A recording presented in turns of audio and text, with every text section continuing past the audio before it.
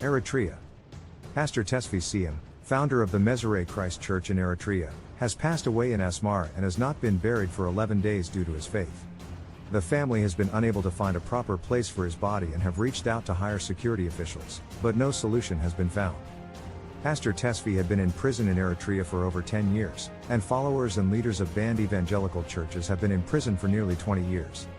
The state-recognized religions in Eritrea are Orthodox Tawahedo, Catholic, Evangelical Lutheran, and Sunni Islam, while followers of other religions are subject to arrest, deportation, and isolation. In March, about 30 believers, including underage students, were reportedly arrested in Kern and some minors were taken to a military camp in Hashfarai. Eritrea is frequently accused of violating human rights and religious freedom, despite being a member of the UN Human Rights Council.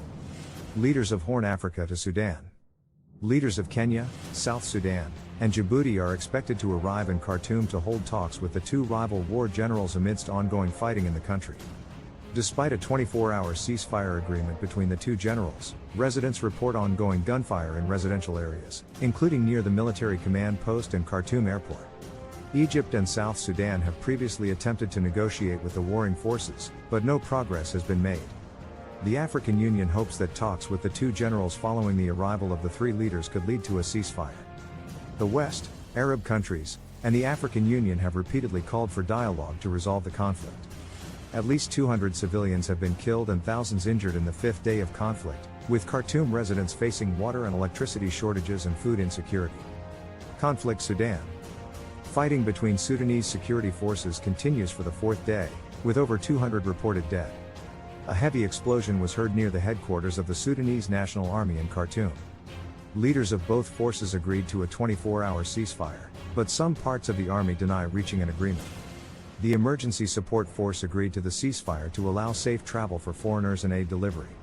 Some members of the artillery support forces looted in some areas of Khartoum. Water and electricity services in the city have been cut off, and a student who was shot dead was buried on campus. Sudanese Twitter accounts were hijacked by General Mehdi's forces.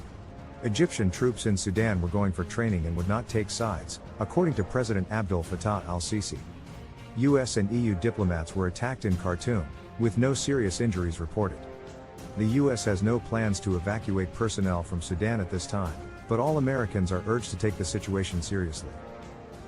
The Egyptian soldiers detained in Sudan returned to Cairo after the Rapid Support Forces announced earlier that they will be handed over to Egypt when the nearest opportunity arises.